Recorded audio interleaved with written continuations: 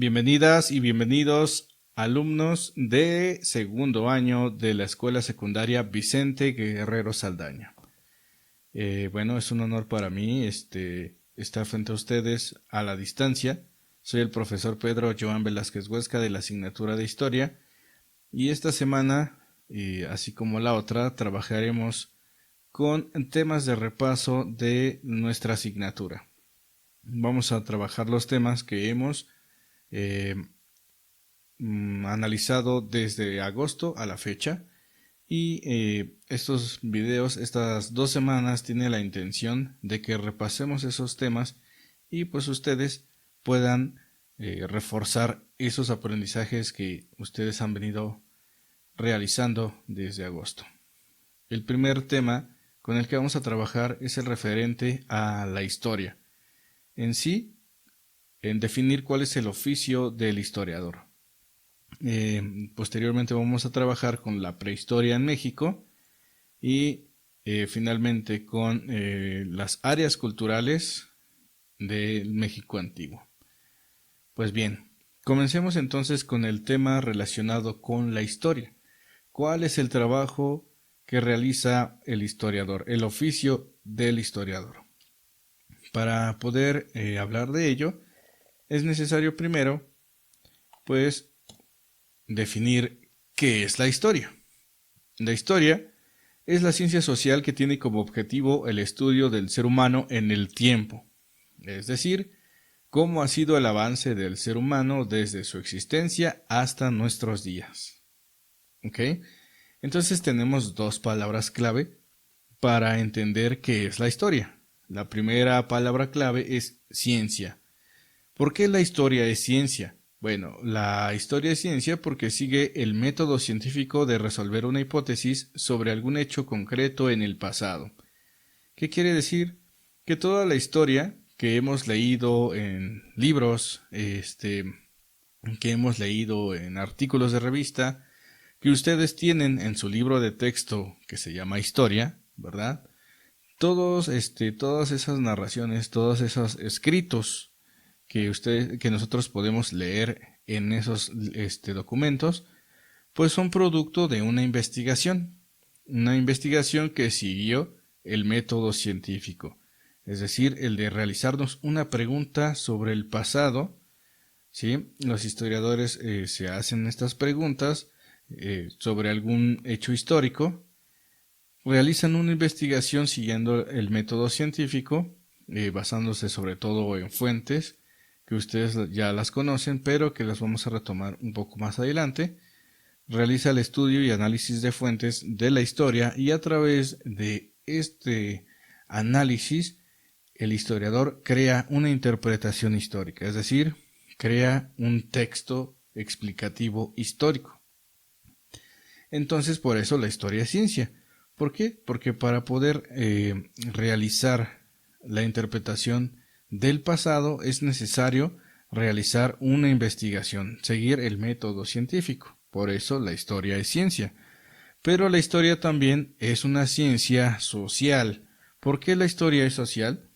La historia es social porque el objeto de estudio de la historia es precisamente el ser humano. Pero no hay que confundir solamente el ser humano como un ser individual, sino más bien al ser humano en sociedad. Es decir, cómo ha ido volviéndose cada vez más compleja las sociedades desde el pasado hasta nuestro presente. Por eso, insisto, la historia es la ciencia social que tiene como objetivo el estudio del ser humano en el tiempo. Eso es precisamente el trabajo que realiza un historiador, el de rescatar, el de investigar cómo una sociedad ha ido volviéndose cada vez más compleja a través del tiempo. El primero que realizó este tipo de análisis de su sociedad y que le interesaba conocer cómo era su sociedad y cómo ésta fue cambiando a través del tiempo, fue Heródoto de Halicarnaso. ¿Sí? ¿Sabían ustedes que Heródoto de Halicarnaso se le considera como el padre de la historia? Bueno, así es. Este al menos para la historia occidental, Heródoto de Halicarnaso, una ciudad de los pueblos griegos, fue el primer historiador. Fue uno de los primeros intelectuales que tuvo esta visión de querer rescatar el pasado de las sociedades antiguas, entre ellas los egipcios, los persas, los mismos griegos, entre otras sociedades que Heródoto, pues, investigó estas sociedades antiguas. ¿Dónde podemos encontrar información de estos egipcios, de estos griegos, de estos pueblos de la antigüedad? En los libros que escribió Heródoto, que se denominan los 9 libros de la historia. ¿Sí? Heródoto no escribía en libros como ahorita en la actualidad, vemos libros con pasta, hechos con hojas de papel. No, en aquella época se escribían con pergaminos, pero con este conjunto de pergaminos fue traducido en la actualidad y ahora se pueden conseguir en forma de libros. Entonces, si ustedes quieren conocer mucho, estos aspectos, de los pueblos de la antigüedad, pueden acercarse a los llamados 9 libros de la historia de Heródoto de Halicarnaso, el padre de la historia. Muy bien. ¿Cuáles son las funciones de la historia? ¿Y para qué sirve? Eso es algo importante, ¿no? Porque nosotros, ustedes, ¿verdad? Están en la educación básica y dicen, bueno, ¿por qué estamos viendo historia? ¿Para qué estamos viendo algo que ya pasó? Algo que pues no me interesa saber ahorita porque pues ya pasó.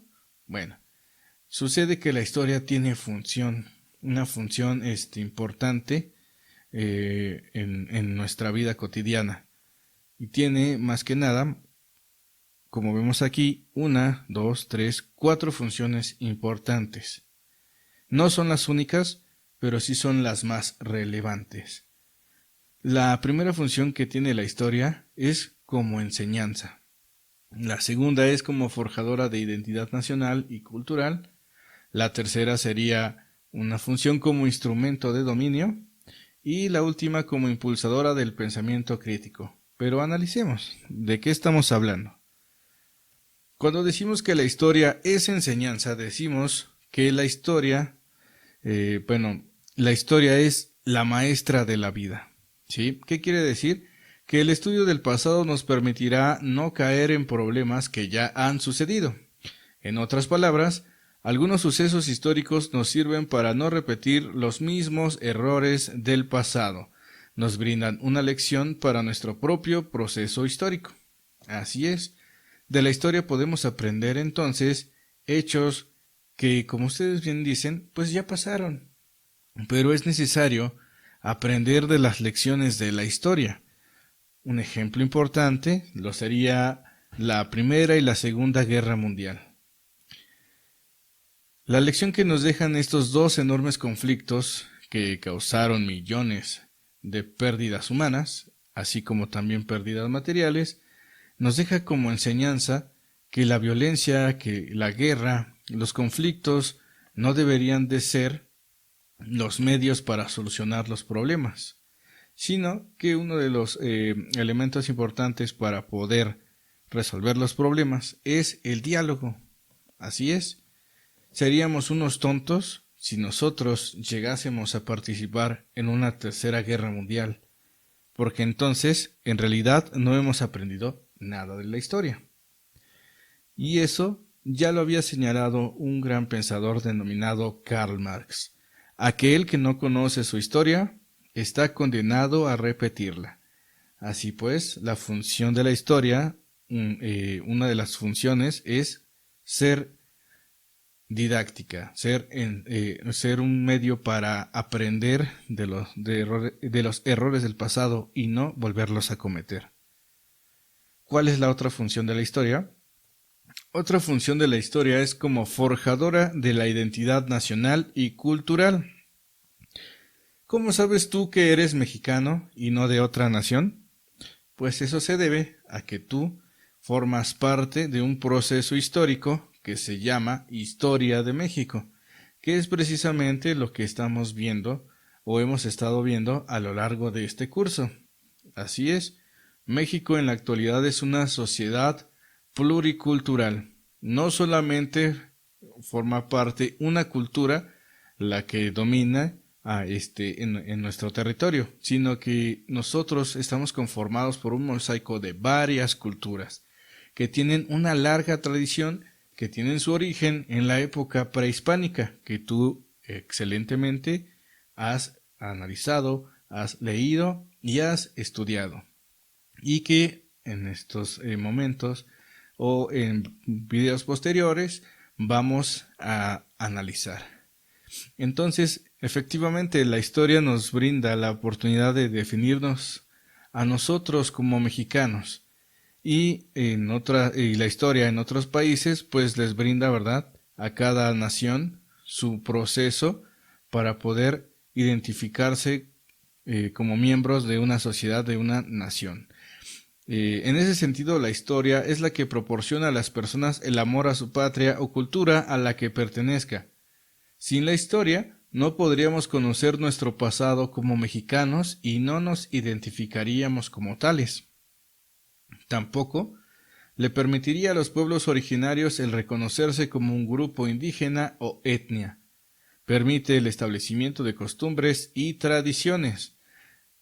A ustedes les encanta el Día de Muertos, pues este Día de Muertos tiene una larga tradición en nuestra historia, y es precisamente la historia la que nos ayuda a seguir preservando estas tradiciones, estas costumbres que forman parte de nuestra sociedad mexicana, que vuelvo a repetir, no solamente es una cultura, sino el mosaico de varias culturas, un México pluricultural. Y es necesario conocer el origen de este México pluricultural, porque hablamos de que México no solamente es una sociedad o una cultura, sino varias, pues porque desde la época prehispánica hemos tenido diversas sociedades, diversas lenguas, diversos pueblos que le han dado vida a la sociedad que nosotros somos actualmente. Y es por ello que la historia entonces forja nuestra identidad nacional y cultural. Como podemos ver en esta imagen, la historia nos ayuda a reconocer que el águila posada sobre la serpiente pues es el símbolo de lo mexicano por excelencia, ¿verdad? Y aquí tenemos pues este origen histórico de este símbolo que forma parte de nuestra bandera. Así es, de los Estados Unidos mexicanos. Pero también la historia tiene algunos elementos que pueden llegar a ser de cierta manera un poco prejuiciosa para la sociedad, o perjudicial más bien es la palabra. La historia la escriben los vencedores. Siempre hemos escuchado esta frase, ¿sí? Con esta frase se entiende que la llamada historia oficial en realidad es la versión de los grupos de poder que utilizan a la historia para justificar su dominio sobre otros grupos vulnerables, quienes, en casos extremos, han sido borrados de la historia. Así es, la historia también es poder, en el sentido de que si tú no estudias tu propia historia, estás condenado no solamente a repetirla, sino a olvidarla e inclusive perder gran parte de lo que fue tu proceso histórico del que formas tu parte. Tú, joven de 13, de 12 años, de 14 años, también eres un personaje histórico, eres un ser histórico, formas parte de la sociedad histórica, sociedad mexicana, que al final de cuentas estamos en una encrucijada histórica, ¿no? En estos momentos estamos siendo personajes históricos del proceso llamado pandemia, ¿no? Del proceso de la epidemia global que es el virus del COVID-19. Entonces, efectivamente nosotros somos sujetos de la historia. Imaginemos que entonces, en un futuro, llegaran al poder, no sé, algunos gobernantes que quisieran borrar pues esta parte oscura que nosotros estamos viviendo. Sería injusto, ¿no? Que borren nuestra historia, que borren lo que nosotros estamos viviendo actualmente para poder manipular pues a la sociedad del futuro. Pues no sería justo. precisamente la historia tiene esa función, es un instrumento de dominio y por eso es necesario conocerla, para precisamente no estar dominados. Esto quiere decir que no hay una sola versión de la historia. Hay que recordar que la historia tiene muchas versiones. La versión de los vencedores, la versión de los vencidos. Así es. La historia tiene muchos matices y no solamente vamos a hablar de una historia oficial o de una historia verdadera.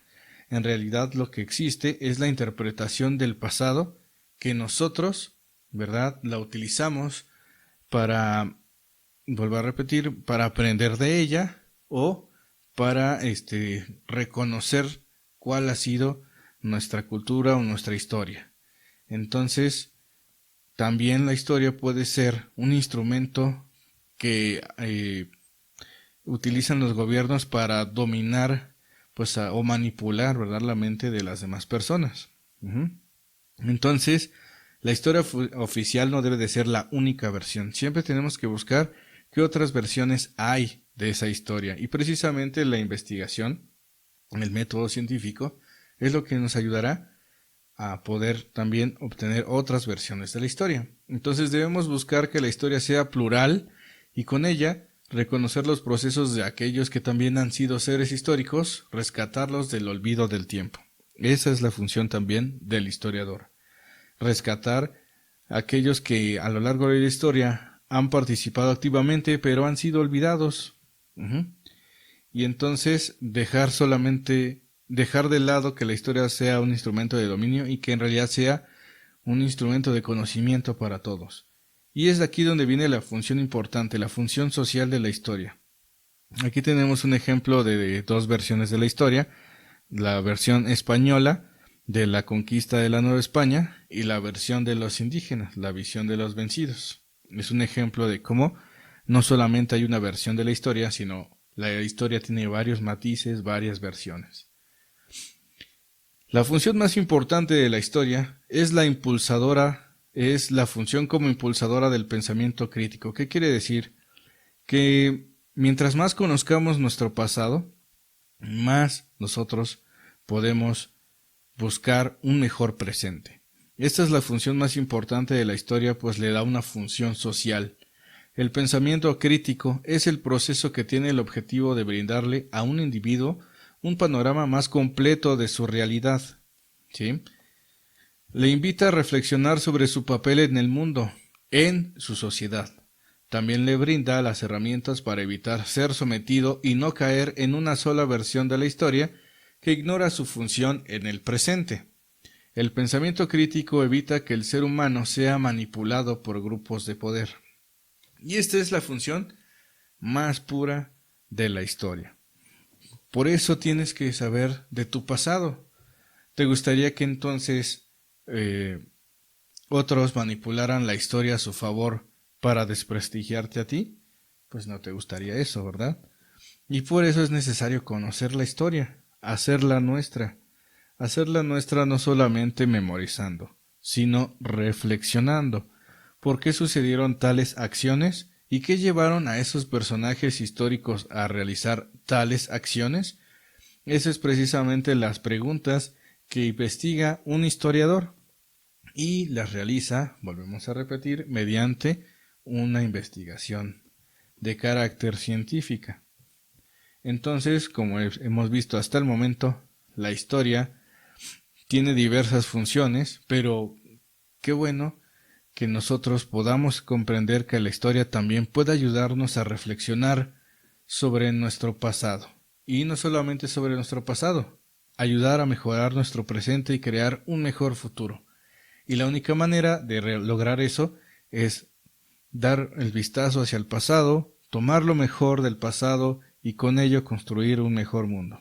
Esa es precisamente la función de la historia como impulsadora del pensamiento crítico. Siempre reflexionemos, siempre analicemos la información que nos llega. Si nosotros revisamos una noticia, siempre revisar si esa noticia busca manipularnos o busca incentivar la reflexión. Eso es lo importante, eso es lo rico de la historia. Como ya hemos visto entonces, la historia tiene diversas funciones y también muchas versiones. Sin embargo, se hace necesario reflexionar el para qué se hace historia.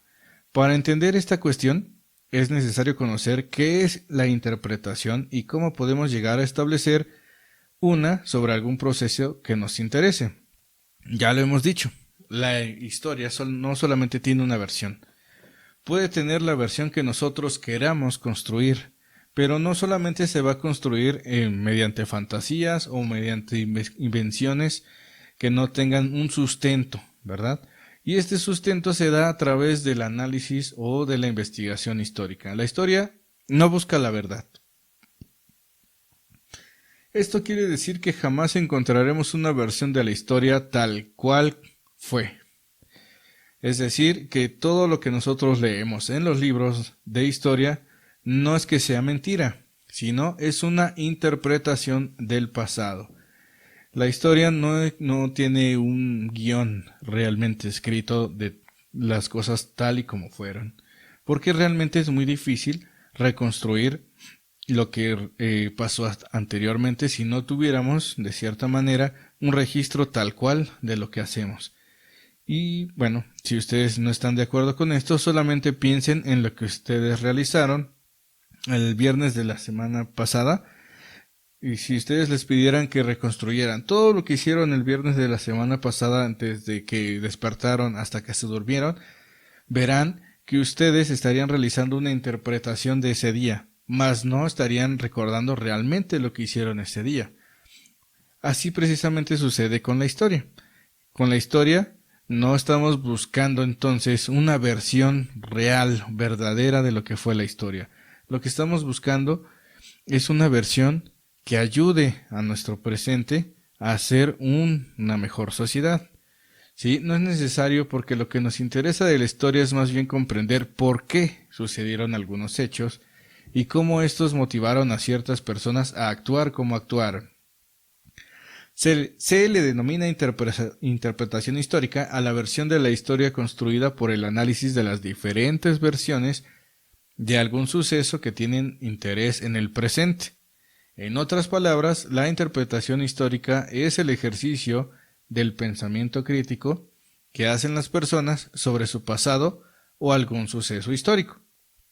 Entonces, como hemos visto, cualquier proceso de la historia que nosotros queramos estudiar, pues tiene varias versiones, tiene varias interpretaciones, y nosotros podemos estar de acuerdo o no mediante esas versiones, pero solamente si realizamos un ejercicio de reflexión, un ejercicio de análisis crítico de lo que está diciendo pues ese investigador, ¿verdad?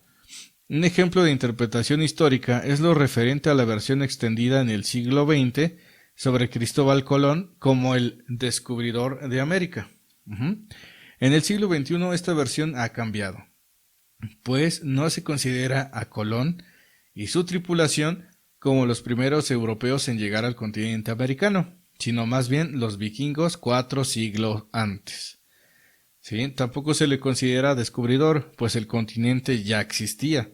En todo caso, se considera el encuentro de dos mundos, ¿no? De dos formas de pensar, el europeo y el americano.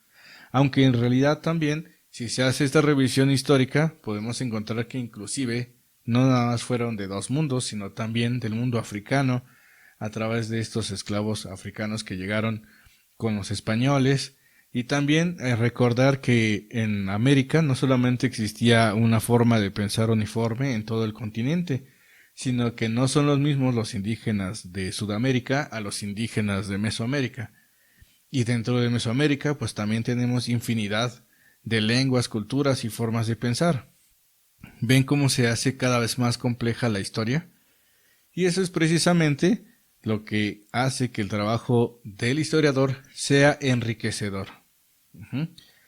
Entonces, lo que se quiere dar a entender con esto es que la historia no es permanente, la historia siempre cambia y la historia siempre va a cambiar en su discurso, en su narración conforme surjan nuevas investigaciones que arrojen nueva información.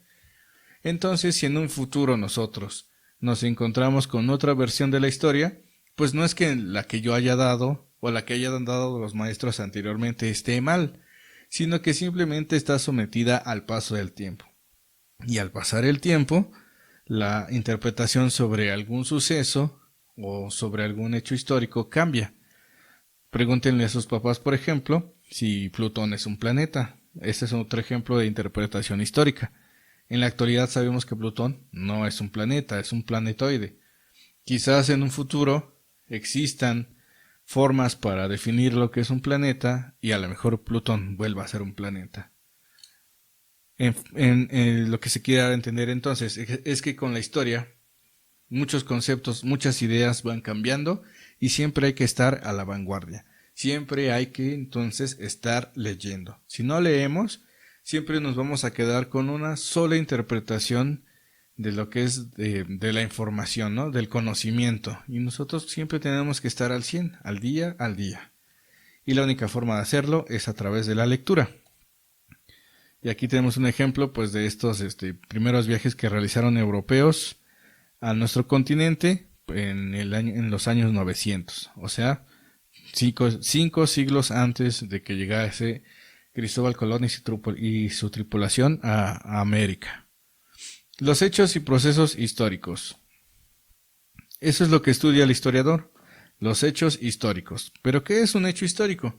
Al historiador no solo le importa recordar y memorizar hechos y personajes de la historia. Eso no le importa al historiador. Más bien, su verdadero oficio es el de comprender los hechos y procesos históricos. En pocas palabras, lo que le importa al historiador es analizar por qué sucedieron las cosas. Sí, eso es lo que busca la historia, resolver los por qué. ¿Por qué Cristóbal Colón llegó a América en 1492? Eso es lo que le interesa, no tanto recordar que Cristóbal Colón llegó en 1492. Eso no nos diría nada, solamente lo googleamos y ya lo encontramos, ¿no? Eso realmente no es lo rico de la historia. Lo rico de la historia es comprender por qué se dio esa travesía de recorrer de querer buscar una nueva ruta comercial, ¿no? El de por qué se debe el por qué sintió esa curiosidad, esta curiosidad de estos personajes históricos de hacer, pues estos sucesos, estas hazañas que llevaron a estos personajes, pues a trascender en la historia, ¿no? Los hechos históricos entonces se definen como acontecimientos que marcan un cambio o que son relevantes para una sociedad. Solamente de esa manera una sociedad es cuando considera que algo es histórico. Lo que estamos viviendo en la actualidad con esta cuestión de la pandemia es algo histórico, es algo que nunca se había visto, es algo que sorprende, es algo que no nos esperábamos que cambiara pues nuestras vidas, ¿verdad? Y por lo tanto, por eso es un proceso, es un hecho histórico. Es la misma sociedad quien define qué acontecimientos del pasado es importante recordar y tratan de no olvidarlo a través de efemérides, canciones y narraciones que se convierten finalmente en historia.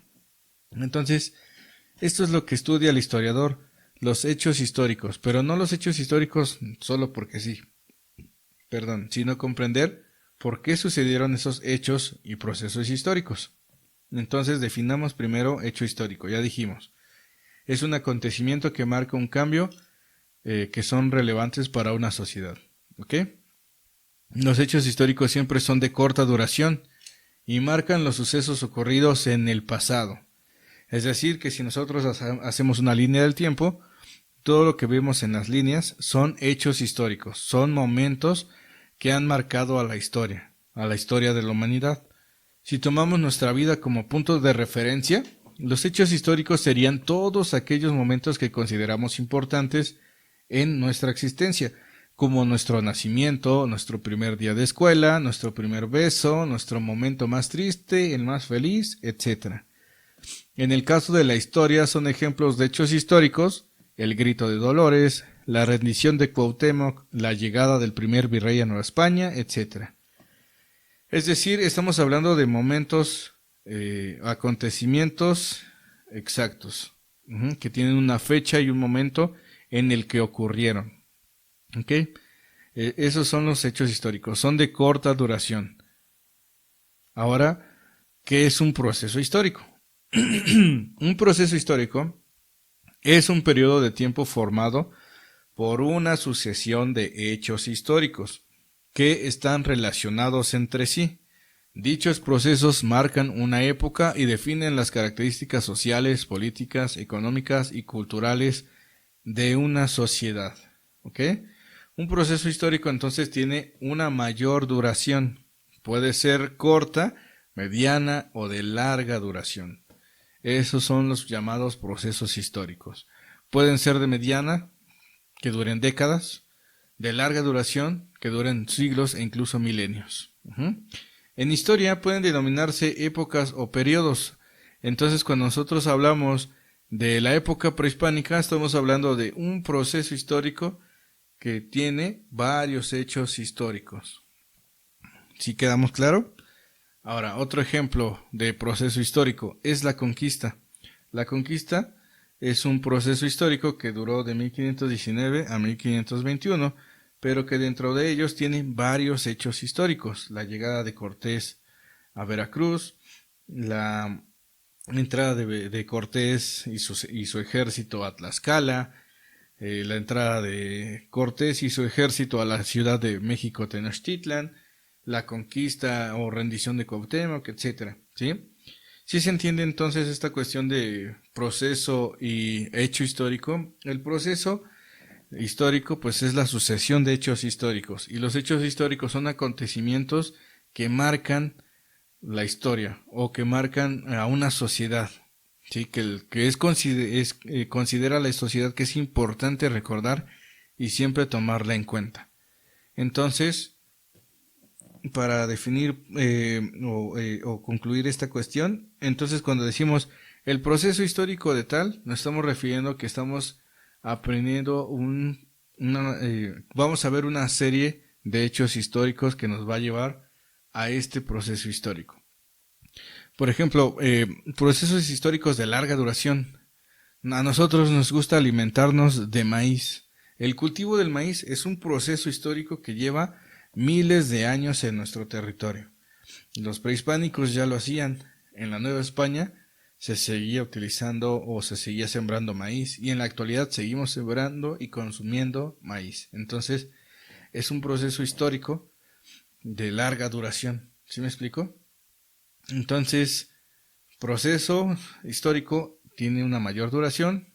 Hecho histórico solamente forma parte de una sucesión de acontecimientos que van a dar pie a un proceso histórico.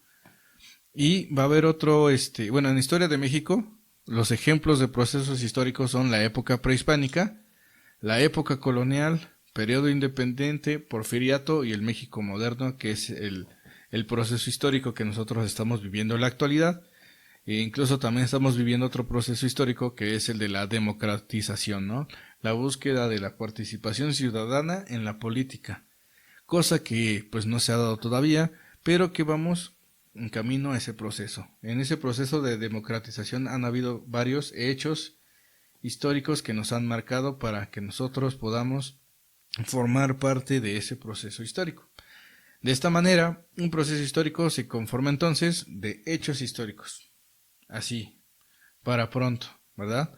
Las coyunturas, por su parte, son los hechos históricos que marcan el principio y el fin de un proceso histórico. Si tomamos entonces como ejemplo nuevamente lo de la conquista de México Tenochtitlan, que ese fue un proceso que dijimos se dio desde 1519 a 1521, ¿sí? Lo verde serían las coyunturas, es decir, lo que marcó el inicio de este proceso, que fue la llegada de Cortés a Veracruz y que culminó con la rendición de los mexicas el 13 de agosto de 1521.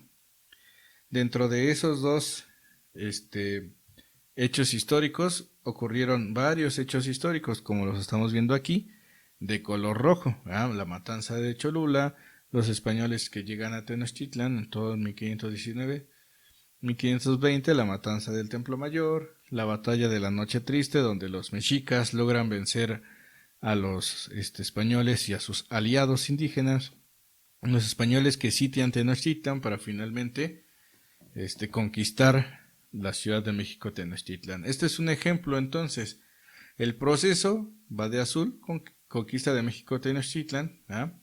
Tiene varios, es una sucesión de varios hechos históricos que lo estamos viendo en esta línea, y van a haber dos momentos clave. El inicio, que es cuando llega Hernán Cortés, esa es una coyuntura, y cuando termina, esa es otra coyuntura. Entonces, así es como podemos definir procesos, hechos históricos y coyunturas. Entonces, esto es lo que realiza el historiador, ¿ok? Lo que es no tanto la reconstrucción de hechos históricos, sino el reflexionar el por qué sucedieron esos hechos históricos. Y para poder hacer esa reflexión, ese análisis, el historiador, los investigadores y estudiosos de la historia utilizan las llamadas fuentes históricas para realizar nuevas interpretaciones e investigaciones de algún proceso o hecho histórico de alguna sociedad del pasado. Por ello, las fuentes históricas son la herramienta que utiliza el historiador para realizar sus investigaciones sobre algún proceso histórico. Ustedes ya conocen qué son las fuentes históricas. Ya hemos visto ese tema. Ustedes vieron ese tema 2 veces. Entonces, queda claro que un historiador, para poder hacer historia, para poder hacer este análisis y reflexión, esta investigación científica, para acercarse a esas sociedades del pasado, tiene que leer documentos antiguos, tiene que irse a los archivos. En las iglesias, por ejemplo, hay archivos muy antiguos. Bueno, se meten los historiadores a las iglesias, empiezan a escudriñar en todos los papeles antiguos y logran encontrar información muy importante para la historia. Pero no solamente están esos archivos parroquiales, también en los municipios existen archivos históricos donde cada municipio ha recolectado los documentos más importantes de su historia local. Y existe, por ejemplo, un archivo que es gigantesco que se denomina el Archivo General de la Nación. Ahí existen documentos de todo el país, de todas las épocas prácticamente, históricas. Estamos hablando del siglo XVI a la fecha. Ahí nosotros podemos encontrar todos los documentos antiguos de nuestra historia. Entonces, no solamente los documentos escritos forman parte de las fuentes históricas. Las fuentes históricas, al ser documentos son documentos que brindan información sobre algún suceso, y ya saben, se dividen en fuentes primarias y secundarias. Las fuentes primarias de la historia era de las que yo les estaba hablando, que se guardan en estos archivos. Pero no solamente se guardan en los archivos, también se guardan en museos. Y todo lo que vemos en los museos, estamos hablando de vasijas, estamos hablando de objetos de la vida cotidiana. Todos estos son testimonios elaborados en alguna época determinada y que brindan información de primera mano de la época que se estudia. Esos son las fuentes primarias. Los objetos, lo que escribieron nuestros antepasados y no tanto que se quedaron en el pasado, sino que han sobrevivido hasta nuestra época y que nosotros podemos leer, que nosotros podemos investigar, que nosotros podemos tocar con cuidado, ¿verdad? Con guantes, porque si no se deshace el documento de tan antiguo que está, pero podemos nosotros acercarnos a la historia. Esas son las llamadas fuentes primarias de la historia. Sí, también son los documentos, son los objetos arqueológicos, son los restos humanos, son cartas, son fotografías antiguas. Podemos también decir que las fuentes primarias son las fuentes originales. Esas son las fuentes primarias de la historia y esas son lo que nos brinda, estas fuentes nos brindan información de primera mano. Es decir,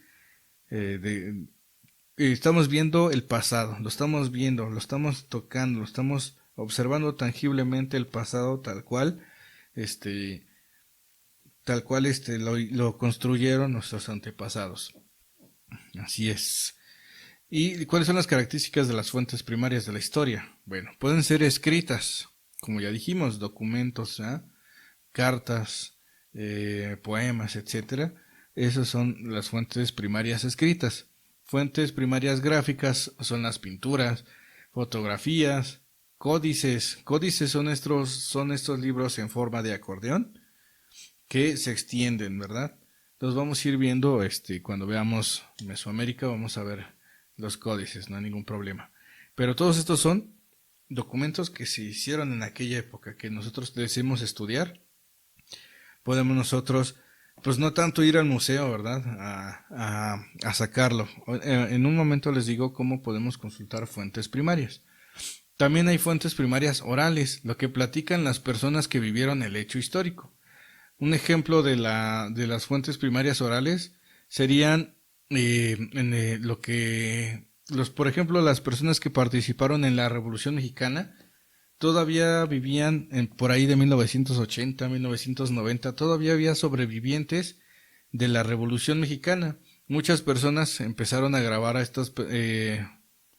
estos sobrevivientes, a estos soldados, y esa información que ellos empiezan a hablar sobre todo lo que vivieron en aquella época también se considera fuente primaria de la historia, aunque se debe de cotejar con otros documentos porque muchas veces ya con la avanzada edad pues algunas cosas pues se les fueron olvidando.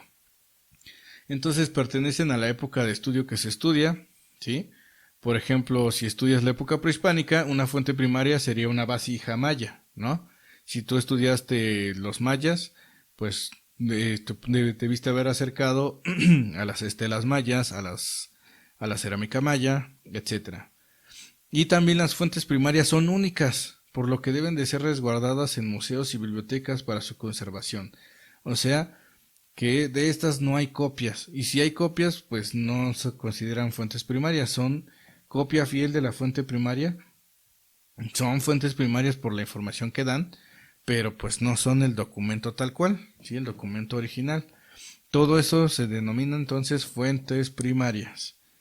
Las fuentes secundarias entonces serían, ejemplos, de fuentes primarias, son el Acta de Independencia de México, un códice prehispánico, las cartas que escribió Hernán Cortés para el rey de España Carlos I, la fachada de una iglesia construida en el siglo XVIII, es una fuente primaria que habla del estilo arquitectónico de ese siglo.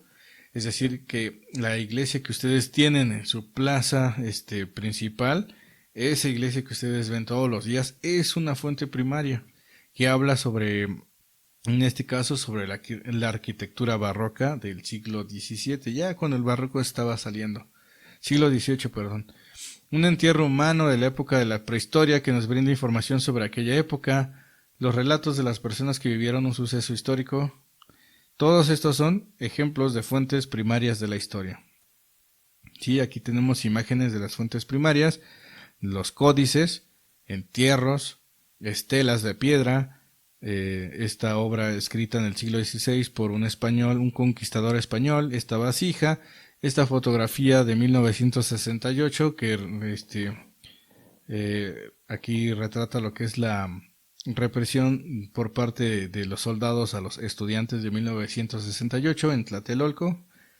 Todas estas son fuentes primarias. Y las fuentes secundarias de la historia, pues son las investigaciones que realizan los historiadores y especialistas sobre algún hecho histórico. Son los libros, artículos de revista, ponencias, documentales, que buscan dar una interpretación sobre un proceso histórico. Esas son las fuentes secundarias de la historia. Características de las fuentes secundarias de la historia: pueden ser escritas, pueden ser audiovisuales. Los videos que ustedes ven en YouTube sobre algún tema de la historia son fuentes secundarias. Ahora bien, acuérdense siempre que debemos de someter todo a reflexión. No todo lo que está en internet es 100%, no tanto verídico, sino 100% confiable en cuanto a las fuentes, porque no han acudido a las fuentes primarias. Mientras tengamos fuentes primarias que nos hablen de esa teoría o interpretación que tienen, pues lo que simple y sencillamente lo que están haciendo ahí, pues es una invención, ¿ok? Acuérdense que la historia debe de tener un método científico que nos ayude a identificar por qué lo que se está diciendo tiene un sustento, ¿ok? O sea, tiene un análisis de fuentes primarias y fuentes secundarias detrás de ellos. ¿Ok? Entonces, ya es claro cuál es la diferencia entre una fuente secundaria y una fuente primaria. Entonces, las fuentes secundarias, recordemos, pues es todo lo que se ha hecho a través del análisis de las fuentes primarias. Su fin último es la de divulgar el conocimiento sobre alguna época histórica. Es de fácil acceso al público en general, no funciona como fuente secundaria si el documento, programa, conferencia, ensayo, artículo no cuenta con un respaldo de análisis de fuentes primarias de la historia. ¿Sí? Es lo que les acabo de decir. Ejemplos de fuentes secundarias. Libros que hablan de temas históricos como tu libro de secundaria, ese que tú abres para investigar algún tema, esa es una fuente secundaria. La conferencia de un reconocido historiador sobre un tema de una etapa determinada de la historia, que hay muchos en YouTube, esas sí ustedes pueden investigarlas, esas conferencias son fuente secundaria. Documentales de televisión o internet que narran un pasaje de la historia mostrado y analizando fuentes primarias, también es una fuente secundaria. Canales de YouTube de temática histórica como Academia Play, también esa es una fuente secundaria de la historia. Recuerda que todas estas fuentes deben contar con bibliografía que sustenten sus afirmaciones, de lo contrario, no es válido como medio de información. Siempre reflexionar, siempre analizar la información que nos llega, porque si no, ¿se acuerdan cuál es la función de la historia como medio de dominación? Pues nos van a manipular, ¿verdad? No hay que dejarnos manipular, la única forma de evitar esta manipulación es la reflexión, el análisis de las fuentes. Y aquí tenemos ejemplos de estas fuentes históricas secundarias. Especificaciones sobre las fuentes primarias, y ya con esto voy a terminar. Recuerda que existen copias fieles de fuentes primarias para que puedan ser accesibles al público en general. Era lo que les decía anteriormente. Estas copias fieles se llaman facsímiles y también se consideran fuentes primarias. Vuelvo a repetir, si ustedes quieren revisar el acta de independencia de México, pues no van a ir al museo y no se las van a prestar así nada más porque sí, ¿verdad? ¿Qué hace el gobierno o qué hace, más que el gobierno, qué es lo que hace los historiadores para que lleguen a sus manos esta información? Pues digitalizan toda esta información para que ustedes la puedan consultar desde la comodidad de su casa en lo que son los archivos digitales. Por ejemplo, si deseas ver el acta de independencia del Imperio Mexicano, ¿sí?, por el que nació México como país, no podrás consultarlo directamente en el Archivo General de la Nación. Ahí se encuentra resguardado el documento original. Una manera de poder ver este documento pues, es a través de este link. Ahorita me voy a meter aquí.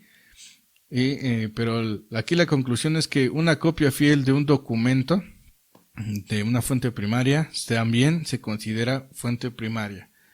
Entonces, un libro que haya sido traducido de un documento antiguo y ustedes lo lean en su idioma original, o sea, en español, y lo puedan ustedes analizar, ese libro, a pesar de ser libro y habla sobre historia, es una fuente primaria porque es la copia directa de la fuente primaria, ¿sí? Se realizó un trabajo de transcripción, eso se le llama la paleografía, el estudio de las letras antiguas para pasarlo a letras modernas. Entonces, veamos entonces el ejemplo de este link. Nos vamos a ir al link, aquí está. Abrimos lo que es la página y aquí podemos observar una breve historia del documento, ¿sí? Lo que es el Acta de Independencia del Imperio Mexicano. Esto que estamos viendo aquí, Acta de Independencia del Imperio Mexicano, pronunciada por su Junta Soberana. Esto es la traducción en lengua moderna, de lo que es este documento. Lo vamos a ver. Aquí tenemos el Acta de Independencia del Imperio Mexicano. Esta acta es la original, en el sentido de que es la copia fiel de la original. Esa se encuentra en el Archivo General de la Nación.